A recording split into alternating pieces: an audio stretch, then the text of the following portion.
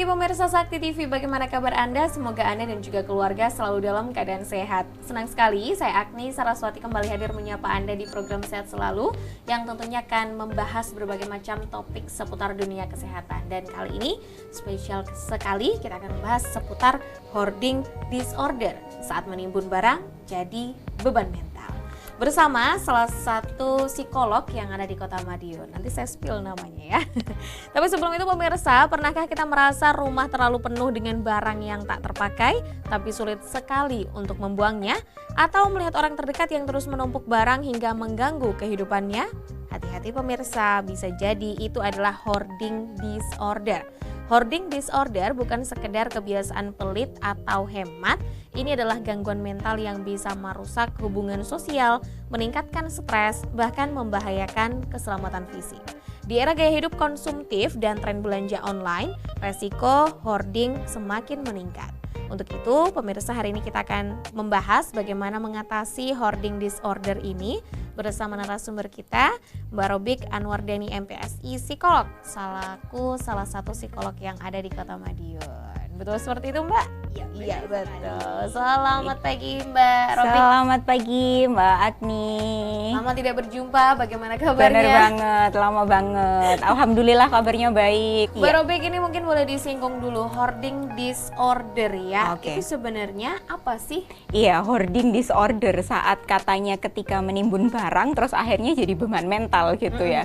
Jadi barang yang ditimbun ini nggak hanya menimbulkan beban yang ada di ruangan, Betul. tapi juga menjadi beban mental juga gitu. Nah, sebenarnya apa sih hoarding disorder itu? Hoarding disorder ini pada dasarnya adalah salah satu gangguan mental sebenarnya yang terus akhirnya memunculkan kecemasan bagi seseorang ketika mereka itu perilakunya itu selalu menimbun barang gitu.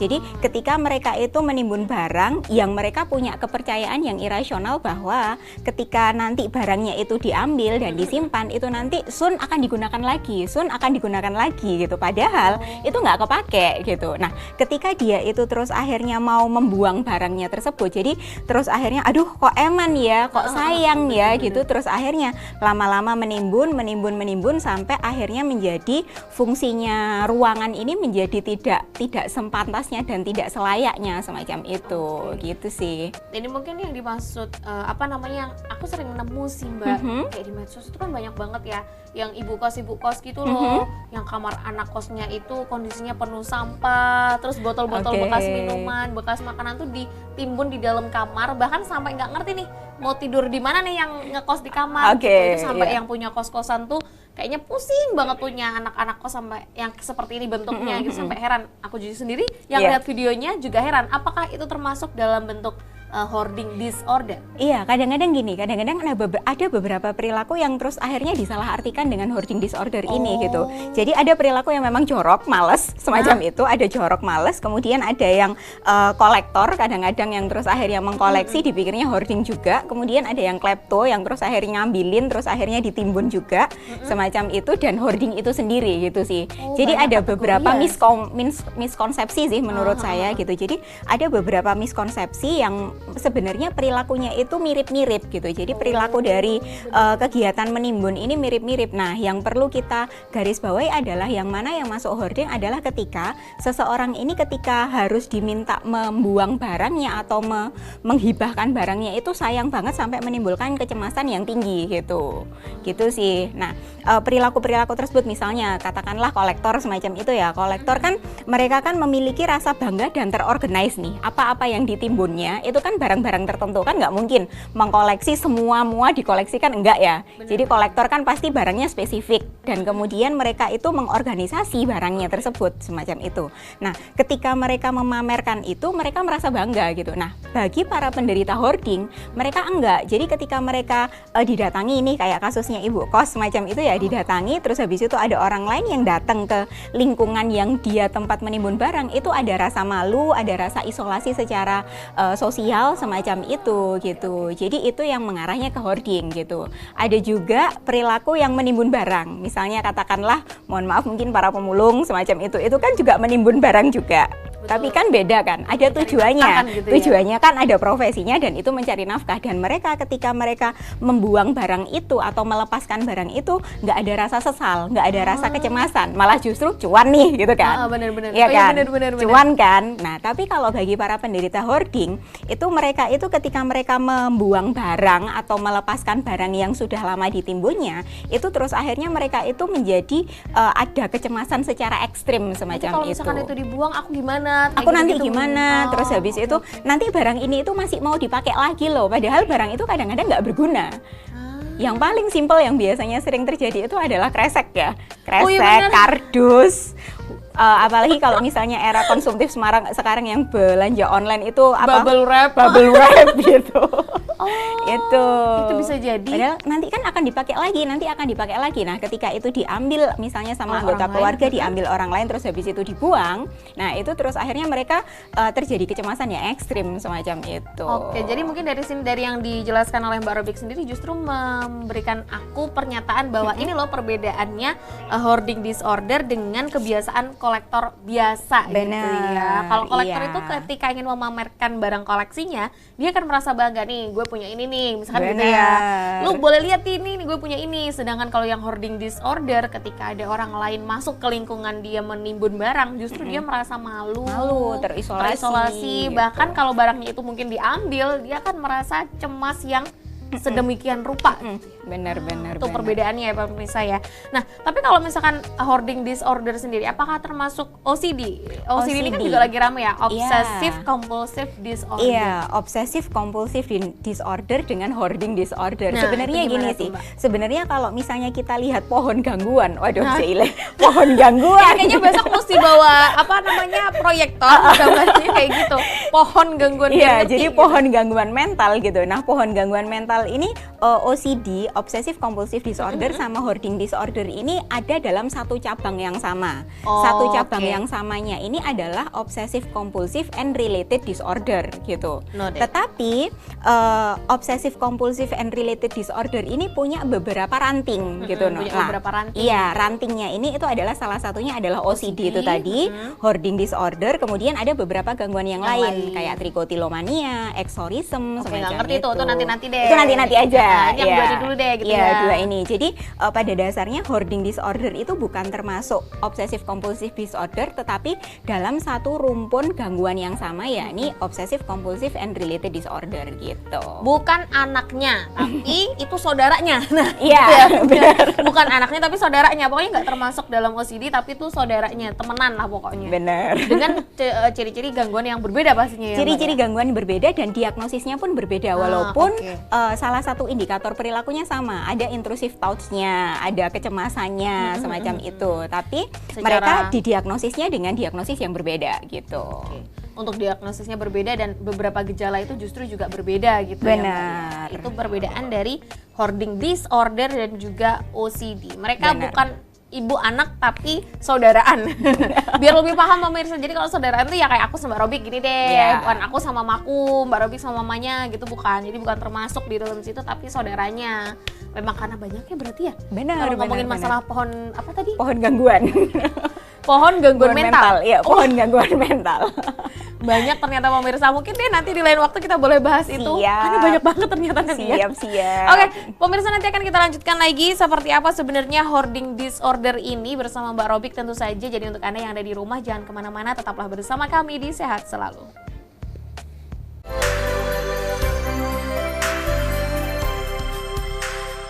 Terima kasih pemirsa, Anda masih bersama kami masih di Sehat Selalu membahas seputar hoarding disorder saat menimbun barang jadi beban mental. Bersama Mbak Robik, salah satu sosok psikolog ya yang ada di Kota Madiun. Mbak Robik, tadi sudah dijelaskan banyak sekali tentang hoarding disorder, tapi ternyata kalau ngomongin masalah kesehatan mental itu sepertinya waktu 1 jam tidak cukup. Banyak soalnya pemirsa, saya off cam aja ngomonginnya banyak gitu loh, gitu ya, apalagi on cam. Nah, oke. Balik lagi ke topik kita yang utama kali ini adalah hoarding disordernya. Nah, mungkin boleh dijelaskan dulu Mbak, sebenarnya penyebab utama seseorang mengalami hoarding disorder itu apa sih? Iya, sebenarnya gini sih, ketika kita ditanyain suatu gangguan mental, terus akhirnya penyebabnya apa sih ketika seseorang mengalami gangguan mental itu, kebanyakan gangguan mental itu pasti multifaktorial gitu. Multifaktorial itu pasti gitu ya? Banyak banget penyebabnya dan dari berbagai aspek gitu. Nah, tapi kalau misalnya kita khusus nih ngomongin secara spesifik hoarding disorder, ada beberapa penyebab yang mungkin bisa kita highlight ya. Jadi yang pertama biasanya hoarding disorder ini disebabkan karena salah satunya adalah mengalami traumatik masa lalu gitu. Jadi ada traumatic event di masa lalu yang terus akhirnya ketika di masa lalu tersebut mereka mendapatkan pressure secara mental, terus ketika pressure secara mental ini misalnya salah satunya adalah kehilangan gitu ya, kehilangan orang yang disayang atau kehilangan harta benda semacam itu gitu, kehilangan itu secara mendadak, terus akhirnya mereka menginternalisasi itu menjadi keterikatan terhadap barang. Jadinya mereka kesulitan melepaskan barang itu gitu, melepaskan atau membuang barang itu gitu. Terus kemudian yang kedua adalah karena pola asuh. Jadi faktor pola asuh dan habituasi. Jadi pembiasaan, pola asuh yang kurang memberikan sentuhan pemenuhan secara emosional, mereka terus akhirnya keterikatannya terhadap barang. Karena apa? Karena mereka tidak mendapatkan attachment emosional secara penuh, terus akhirnya mereka mencari attachment emosionalnya dari barang semacam itu. Jadi ya akhirnya menimbun semacam itu sih. Agak lumayan ngeri sih ya. lumayan gitu. Itu sih. Jadi penyebab yang dua ini sih paling umum itu dua itu sih. Jadi ketika mereka secara masa lalunya mengalami pressure secara mental, entah itu kehilangan secara finansial atau kehilangan orang yang disayang, kemudian yang kedua ini biasanya ya terjadi karena attachment emosionalnya nggak dapat, terus akhirnya mereka mencari attachment emosionalnya dari barang gitu. Bukan dari orang lagi, tapi dari barang. Dari barang gitu. Terus akhirnya ditimbun dan dia merasa penuh punya segalanya ketika mereka menimbun barang-barang itu gitu, dan merasa sayang ketika harus dibuang barangnya. Bener-bener. Apalagi misalkan dibuang kayak tadi lah kantong kresek gitu aja istilahnya ya Mbak ya, atau mungkin botol bekas minuman gitu ya. Salah satunya mungkin bisa jadi kayak gitu-gitu juga. Iya, dan memang sering sekali hoarding disorder ini sering sekali dikaitkan dengan dengan gangguan penyerta yang lain, misalnya depresi semacam itu. Itu sering sekali dikaitkan ke arah sana gitu. Tapi emang ada hubungannya berarti? Memang sebagian besar penderita ini dari prevalensi kasus ya, dari prevalensi kasus orang-orang yang mengalami depresi, hoarding disorder ini itu kebanyakan memiliki gejala penyertanya adalah gangguan depresi semacam itu. Aduh berat ya kalau ngomongin hidup yang lempeng-lempeng aja, damai-damai aja. Lempeng-lempeng tuh maksudnya yang nggak terlalu bagaimana. Aduh kalau ngomongin mental itu sayanya takut jadinya. Nah ini pertanyaan mungkin yang cocok banget sama apa yang disampaikan oleh Mbak Robik tadi sebagai salah satu penyebab utama ya. Nah ini apakah ada misalkan nih, apakah orang yang masih menyimpan barang yang pernah dipakai oleh orang terdekat namun sudah meninggal itu masih disimpan banget, bahkan nggak mau menjualnya atau memberikan itu kepada orang lain, apakah itu termasuk dalam bentuk kategori hoarding disorder? Iya, sebenarnya gini sih, bisa jadi iya, bisa jadi enggak gitu. Kenapa bisa jadi iya dan bisa jadi enggak? Bisa jadi iyanya kalau misalnya menyimpan barang ini terus akhirnya menimbun gitu loh. Jadi kan menyimpan barang milik orang yang sudah meninggal, tapi terus akhirnya itu menimbun walaupun barangnya itu sudah rusak, sudah nggak bisa dipakai, sudah nggak bisa digunakan lagi, dan terus akhirnya membuat suatu ruangan ini menjadi sangat amat tidak bisa difungsikan secara semestinya. Ini bisa jadi mengarah ke hoarding disorder. Tapi bisa jadi enggak jika menyimpan barangnya ini sebagai wujud penghormatan semacam itu, sebagai wujud penghormatan. Iya, karena kan benar ada beberapa orang yang terus akhirnya ini merupakan bagian dari cycle of grief-nya seseorang gitu. Jadi tahapan mereka dalam berdukanya semacam itu. Jadi ketika seseorang sedang dalam tahapan berduka, ada salah satu hal yang mungkin sebagai support sistemnya adalah menyimpan barang-barang yang itu berharga, itu memiliki nilai historis yang cukup tinggi bagi mereka semacam itu, sehingga ketika mereka menyimpan barang tersebut menjadi suatu hal sebagai wujud penghormatan, sebagai wujud kenang-kenangan, itu nggak mengarah ke hoarding disorder. Tapi ketika barangnya misalnya baju nih, semua bajunya terus akhirnya iya bener sih. Ditimbun semacam nah, itu dan baru nggak tuh digunakan. Nah, itu mungkin bisa jadi Mengarah. menjadi salah satu tanda-tanda dari hoarding disorder itu sendiri gitu. Mungkin bisa menambahkan jika kita udah kehilangan anggota keluarga mungkin yang dicintai begitu ya. Mungkin barang-barang yang disimpan yang benar-benar berharga aja gitu, yang lain-lainnya itu nggak disimpan. Nah, itu mungkin termasuk kategori yang tidak hoarding disorder benar. gitu ya Mbak. Ya kan pasti ya benar kata Mbak Robik bahwa setiap orang itu punya tahapan berdukanya gitu. Benar. Apakah sudah waktunya untuk melepaskan semua barang-barangnya atau enggak? Bisa jadi yang dilepaskan tuh mungkin yang barang-barang jarang dipakai, oke dikasihkan ke orang-orang, tapi yang sering dipakai itu yang disimpan. Nah, itu mungkin bisa jadi tidak termasuk hoarding Tidak disorder termasuk, ya. iya gitu. Karena ya tahapan berduka. Tahapan berduka, benar. Iya, oke, benar banget. Terus sama apa tadi ya? Aku mau tanya Mbak, aku tuh ingat tapi aku lupa. Yes. Apa? Misalkan ini mungkin relate, ini nggak tahu masih relate dengan hoarding disorder atau enggak ya. Gimana, ini di gimana? luar dari pertanyaan yang ada di list juga. Jadi misalkan kan nih ada sepasang kekasih. Oke. Biasanya kan suka tuker-tukeran kado dan lain-lain kayak gitu kan. Nah, si cewek nih udah putus nih misalkan sama si Oke. cowoknya.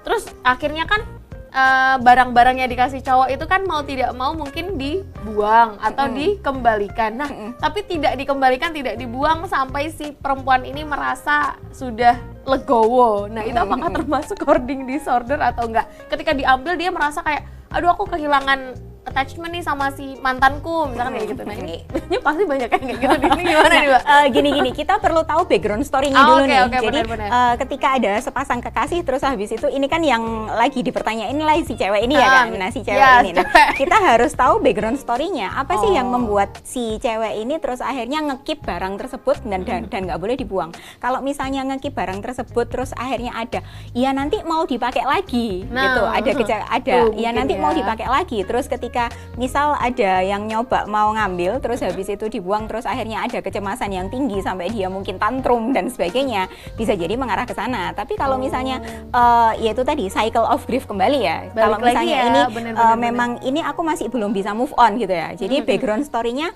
apakah dia nanti punya kecenderungan ini bakal dipakai lagi, atau kalau misalnya dibuang dia bakal mengalami kecemasan yang luar biasa, atau yang kedua dia masih dalam cycle of grief itu tadi dan ini aku masih dalam OTW mau move on kok gitu. Kalau Oke. misalnya OTW mau move on berarti kan ya berarti ini OTW move on-nya dia, bukan Oke, dia terus akhirnya tahapannya mengarah dia. ke hoarding disorder itu gitu. Oke, paham ya. Mungkin dengan endingnya siapa tahu kalau legowo terus dibuang-buangin, siapa tahu Iya, dikembaliin juga gitu. benar. Berarti itu nanti udah tidak termasuk ke dalam hoarding Hoarding. disorder. Ini siapa tahu relate sama pemirsa. Boleh ya, bener.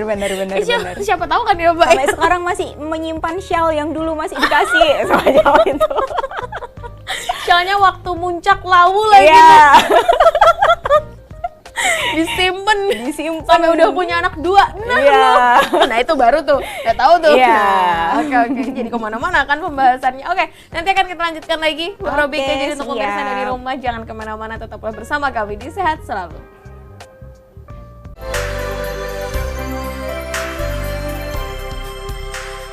Terima kasih pemirsa, Anda masih bersama kami, masih di Sehat Selalu membahas seputar hoarding disorder saat menimbun barang jadi beban mental bersama Mbak Robik Anwardani, MPSI psikolog, selaku salah satu psikolog yang ada di Kota Madiun. Tadi cukup menarik sekali ya perbincangan kita selama 2 segmen. Semakin menarik lagi 3 segmen karena list pertanyaan saya masih banyak tapi waktunya tinggal sedikit. Ayo let's go.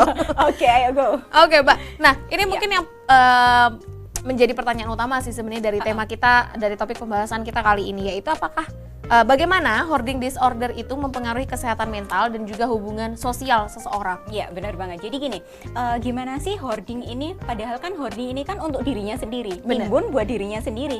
Terus kenapa harus mempengaruhi kesehatan mental sampai terus akhirnya berpengaruh ke interaksi sosial dan Nah, bahkan tuh. hubungannya dengan masyarakat yang lain semacam itu. Nah, gini sih. Jadi ketika seseorang menimbun barang dan terus akhirnya barang tersebut itu sudah overload dari ruangan, overload dari mengendali semuanya dan terus akhirnya menjadi sumber dari penyakit misalnya ya, sumber dari penyakit itu entah debu atau terus akhirnya memicu hal-hal yang lain. Betul. Ini terus akhirnya pengaruh bagi kesehatan mentalnya adalah satu, mereka akan menjadi ngerasa secara mindset ini sumpek semacam itu loh. Jadi secara mindset mereka akan memiliki pola mindset itu yang fixed mindset aja gitu, yang bukan yang growth mindset yang terus akhirnya pemikirannya menjadi berkembang, itu enggak. Karena apa? Karena secara physically mereka melihat lingkungan sekitarnya ini Ya, sudah gitu penuh aja. dengan barang gitu, sudah penuh dengan barang, dan biasanya orang yang hoarding disorder ini itu uncategorized banget gitu loh. Jadi kalau kolektor itu kan mereka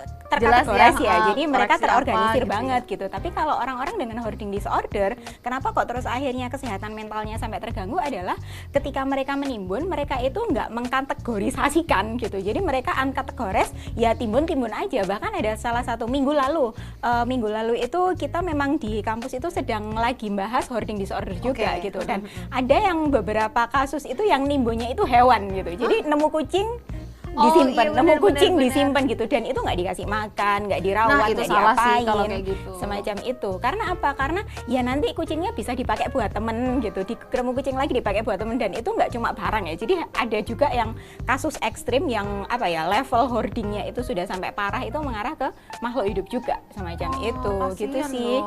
Iya, dan secara fisik mereka ketika melihat itu ya jadinya normal-normal aja, tapi ketika mereka harus berhubungan dengan orang lain, ada rasa citra diri yang itu turun gitu, ada citra diri yang minder, ada rasa malu di sana gitu. Insecure juga. Sebenarnya mereka sadar bahwa apa yang dia lakukan ini itu tidak sama dengan orang-orang pada umumnya gitu kan. Mereka sadar bahwa ruangan yang bagus, ruangan yang rapi itu kayak gimana itu mereka tahu. Cuma ketika mereka mau membuang itu, mau membersihkan itu ada rasa sayang, eman, irasional beliefnya bahwa barang ini nanti itu masih akan berguna kok gitu, semacam itu sih yang terus akhirnya mempengaruhi kesehatan mental. Kemudian hal yang lain lagi ketika kita berpengaruh ke interaksi sosial. Belum lagi kalau misalnya orang yang mengalami hoarding disorder ini mereka adalah salah satu anggota yang punya keluarga yang lain gitu loh. Jadi mereka adalah anggota keluarga gitu kan. Nah, otomatis orang normal yang terlibat di dalam rumah itu otomatis kan merasa ini kok semacam ini sih gitu, dan akhirnya nggak normal jadinya ya. Iya kan, dan terus akhirnya ini yang mempengaruhi interaksi mereka dengan anggota keluarga yang lain gitu. Belum lagi dengan orang luar malahan, dengan orang luar juga kalau misalnya ada tamu semacam itu. Belum lagi kalau misalnya ada resiko. Kalau resiko ini tuh sebenarnya resiko secara fisik sih, resiko ketimpa barang, resiko mungkin tersulut kebakaran dan kawan-kawannya itu ada resiko juga semacam itu. Karena gitu ya sih. kayak nimbun kantong kresek di kamar misalkan sampai full gitu. Kalau misalkan tiba-tiba lagi apesnya ada korsleting listrik kebakaran kan itu juga bisa menimbulkan semakin kebakaran juga. Betul. Gitu loh maksudnya. Oke. Gitu sih. Itu adalah bagaimana si hoarding disorder bisa mempengaruhi kesehatan mental dan juga hubungan sosial berarti ya Mbak ya. Nah tapi kalau untuk kaitannya si hoarding disorder dengan gaya hidup konsumtif modern, kita tahu sekali bahwa saat ini ini kayak ngomong tuh enggak aja.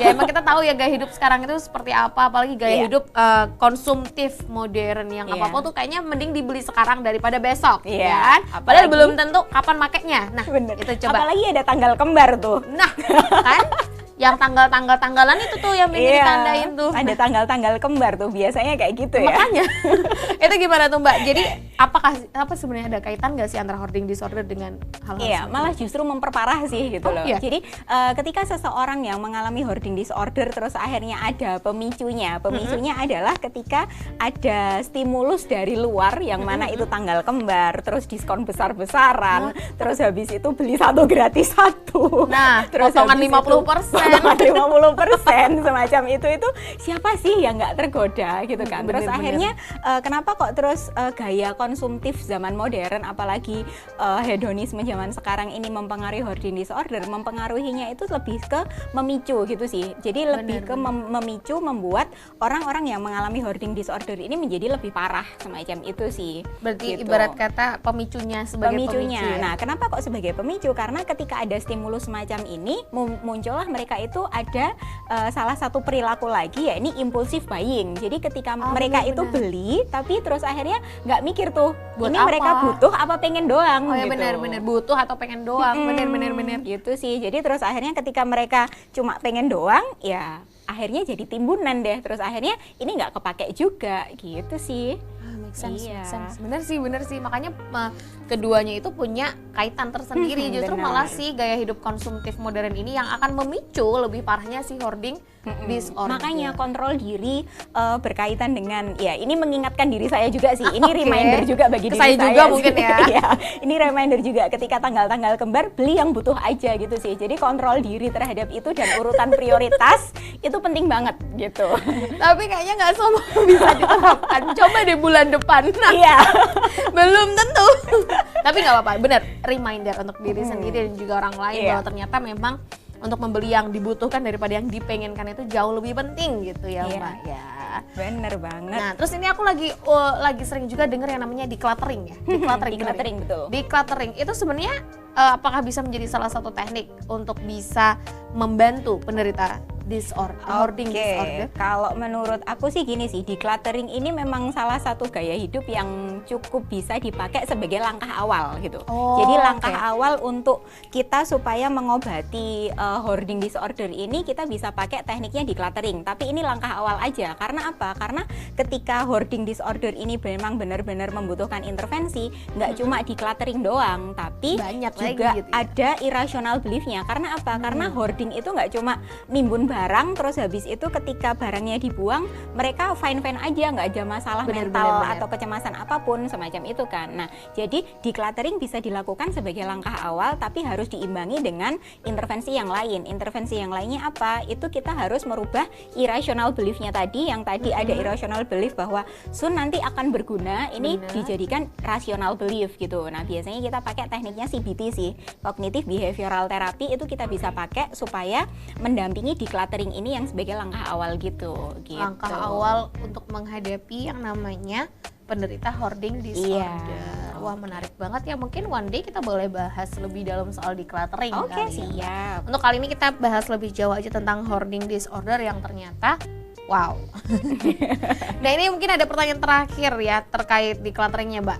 Tantangan terbesar saat melakukan decluttering pada penderita hoarding disorder Iya. itu apa? Emang ada tantangannya? Tantangan terbesarnya adalah ketika dia harus melepaskan Oh, itu. benar-benar merelakan itu gitu Karena ya. decluttering itu kan seperti yang tadi ya, ketika kita melepaskan itu dan kita tanpa beban, kita merasa lega gitu kan.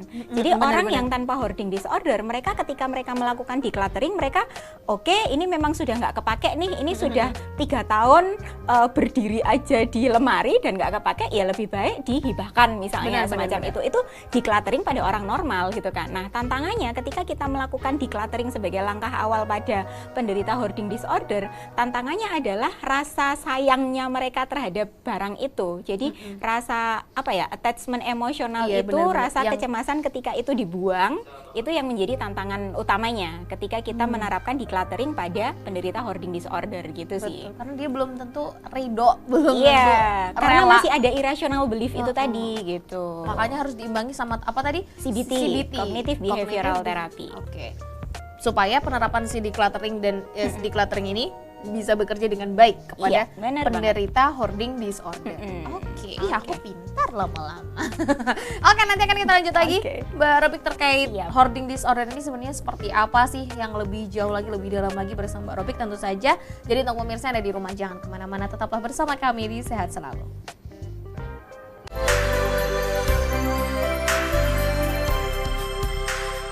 Terima kasih pemirsa, Anda masih bersama kami, masih menyaksikan Sehat Selalu membahas seputar hoarding disorder saat menimbun barang jadi beban mental.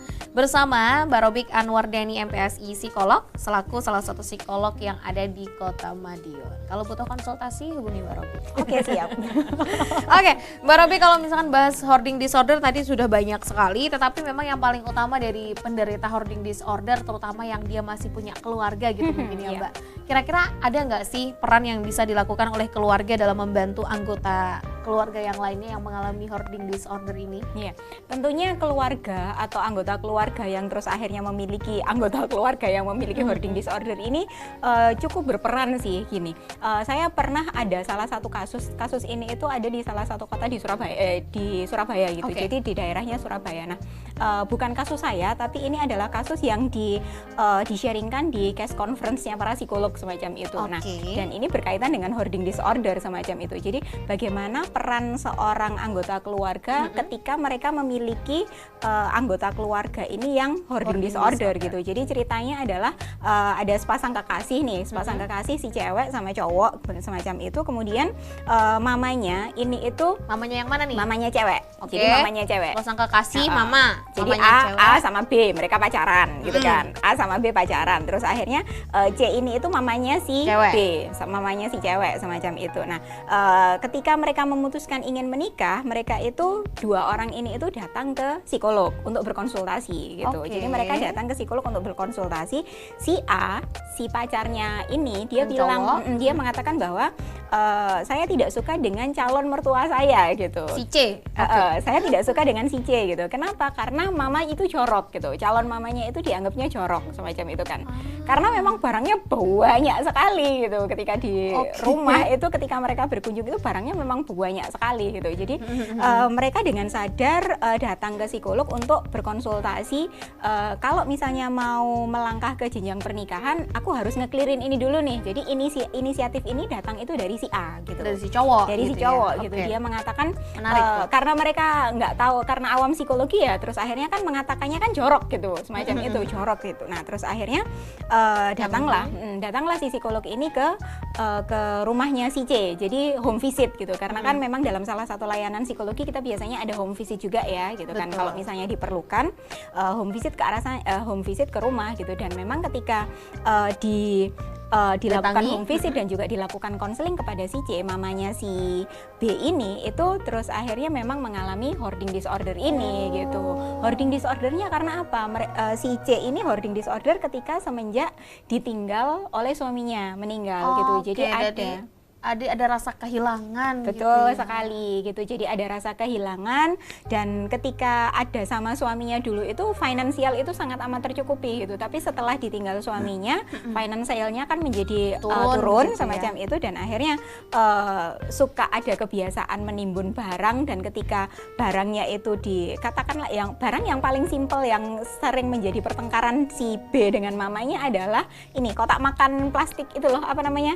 Yang wall biasanya benar sekali. Iya, Semacam buat itu. apa-apa itu ya. Iya, itu. Dan itu Wall. mereka sudah punya banyak, tapi terus akhirnya sampai ini, apa tutupnya itu bingung masang-masangkannya kayak Karena apa. mungkin udah nggak tahu pasangannya kemana. Iya, bener banget semacam itu. Dan akhirnya dilakukan konseling lah. Kita sudah tahu penyebabnya bagaimana. Ternyata penyebabnya adalah rasa kehilangan dari suaminya tersebut dan tekanan mental ketika suaminya meninggal. Ternyata finansialnya juga turun, dan akhirnya timbullah ada penimbunan barang itu gitu. Dan kemudian langkah-langkah yang dilakukan ini nggak cuma satu sesi aja sih, jadi sesi-sesi berikutnya gitu. Nah, gimana peran keluarga? Jadi singkat cerita adalah peran keluarga yang si anak dua ini saya rasa oke banget untuk memberikan support system kepada orang yang mengalami hoarding disorder ini, untuk terus akhirnya memiliki pemikiran bahwa oke, ini barang itu kalau misalnya tidak digunakan selama 1 tahun terakhir, ya lebih baik dibuang aja atau dihibahkan aja. Itu sih, itu yang terus akhirnya peran keluarga ini menjadi sangat amat penting sebagai support system dan juga sebagai motivator internal juga, saya rasa gitu. Sih bener ya. Intinya ya mungkin karena ketidaksadaran itu tadi ya, tapi iya. karena dia ada ketidaksadaran bahwa ternyata ini adalah namanya hoarding disorder, ketidaktahuan keawaman bahwa ini adalah hoarding disorder, dia punya keinginan untuk berkonsultasi dulu nih. Bener. Gitu. Nah, ini mungkin sebagai anggota keluarga yang mungkin tadi sudah dijelaskan oleh Mbak Robik ada gejala seperti ini, salah satu anggota keluarganya. Nah, mungkin boleh langsung dikonsultasikan dulu apakah ciri-ciri seperti ini itu termasuk hoarding disorder ataukah justru gangguan mental yang lainnya. Iya. Nah, alangkah lebih baiknya langsung dikonsultasikan, karena ternyata menimbun barang yang tidak ada gunanya itu juga nggak ada manfaatnya, nggak ada faedahnya. Malah jadi beban. Malah jadi beban mental. Bener-bener nggak cuman mental si hoarding disordernya, tapi buat orang lain sekitarnya Anggota keluarga juga. yang lain juga, bener banget. Intinya harus saling melihat satu sama lain lah mungkin ya, peran dari si anggota keluarga ini ya. Nah, terus aku juga lagi lagi rame istilah itu namanya ini Mbak, Yono. You only need one. Nah, you only need one ini sebenarnya gaya hidup yang seperti apa sih gitu? Iya, sebenarnya kalau gaya hidup you only need one atau sekarang yang sering disebutnya apa ya, Yono ya. Yono. Gaya hidup yang aku rasa mungkin cukup oke diterapkan di lingkungan sekarang ya, apalagi dengan gaya konsumtif yang sekarang ini gitu. Jadi kita punya satu aja tapi yang oke, yang bisa dipakai secara long lasting semacam itu. Gitu sih. Jadi you only need one ini menurut saya itu cukup bagus dipakai untuk sebagai pendamping juga gitu. Jadi selain ada decluttering, terus habis itu intervensi dengan teknik CBT, terus habis itu kita bisa menerapkan gaya hidup you only need one ini sebagai salah satu gaya hidup yang bisa kita terapkan ketika kita harus berhadapan dengan orang-orang dengan hoarding disorder, dan juga sebagai antisipasi bagi kita sendiri supaya kita juga nggak mengarah ke kecenderungan hoarding disorder itu sendiri gitu. Bener. Jadi maksudnya you only need one itu kan intinya kamu tuh cuma butuh satu barang aja tapi yang bisa long lasting, bisa lama gitu. Bener. Ya. Misalkan kayak apa nih contohnya? Coba dikasih contoh deh Mbak. Jam deh. Oh ya, jam atau tangan. Biasanya sepatu. Oke. Kakinya 2. Sepatunya berapa Kak? Berat amat Mbak.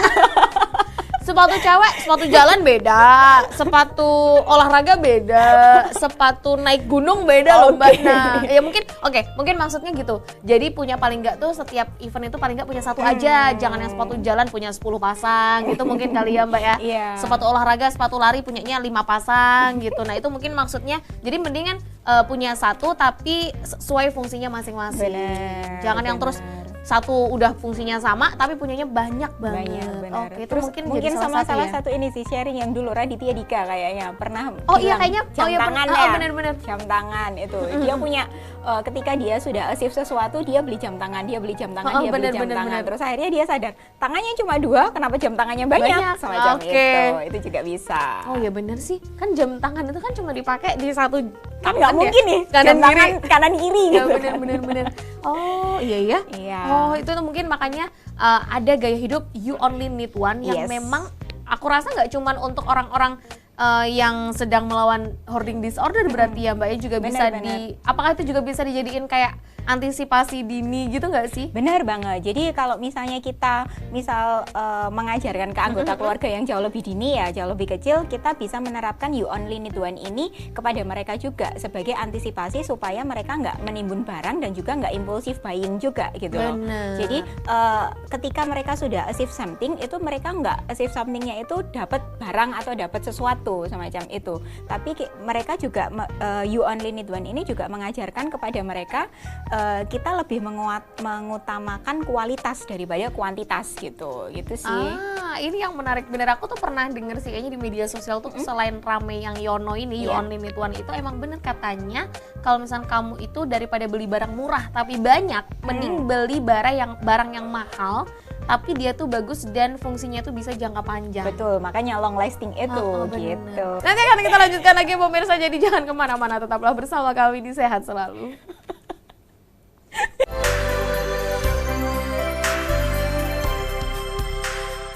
Terima kasih pemirsa, Anda masih bersama kami, masih di Sehat Selalu, membahas seputar hoarding disorder saat menimbun barang jadi beban mental bersama Mbak Robik Anwardani MPSI, psikolog, selaku salah satu psikolog yang ada di Kota Madiun. Oke, langsung saja karena waktunya terbatas ya.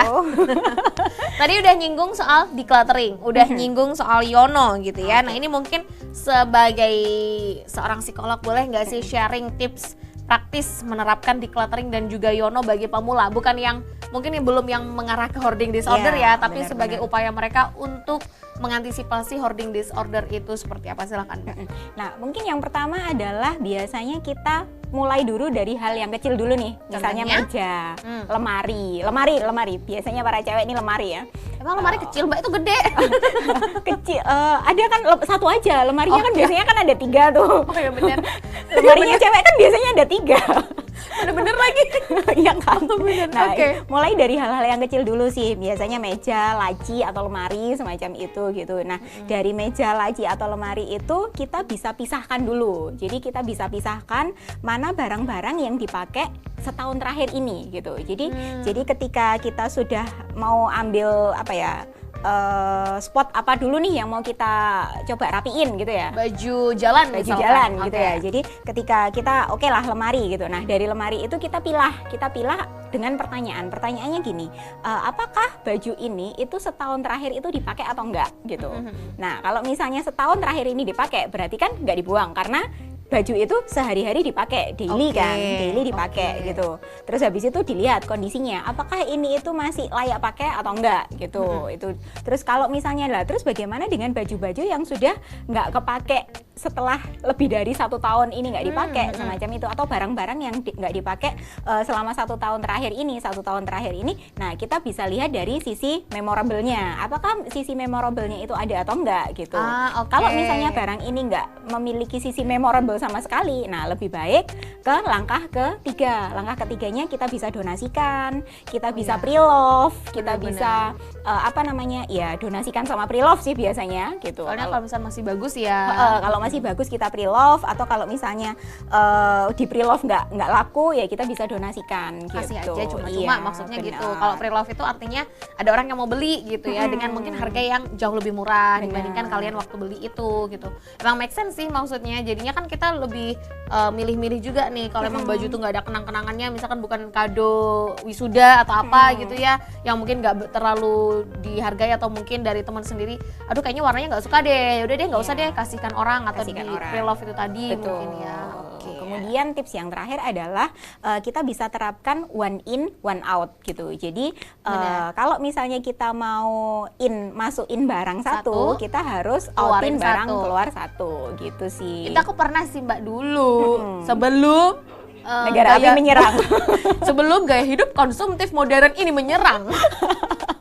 Jadi itu udah masuknya bukan cuma 1, 2, 3, nggak ada yang keluar tapi. Oh ternyata justru itu menjadi salah Iya. satu trik juga lah ya. Benar. One in, one out. Jadi kalau emang masukin barang satu, oke berarti cari yang mana nggak kepake dikeluarin. Betul. Tips yang gampang, yang nggak tahu apakah kalian akan menerapkan atau tidak. Tapi semoga diterapkan ya. Itu menarik soalnya. Nah, terus ini yang terakhir Mbak. Pertanyaanku Oke. terakhir itu bagaimana budaya masyarakat Indonesia mempengaruhi persepsi tentang hoarding disorder? Iya, budaya masyarakat Indonesia. Seru nih kalau ngobrolin budaya. Karena apa? Karena Benar. budaya ketimuran kita ini sangat amat terpaku sama stigma yang namanya sayang sama barang, sama eman gitu. Bener. Dan hoarding ketika menimbun barang itu dikatakan menjadi salah satu strategi penghematan. Itu sih. Iya dalam nggak? dalam kurung ya tapi ya.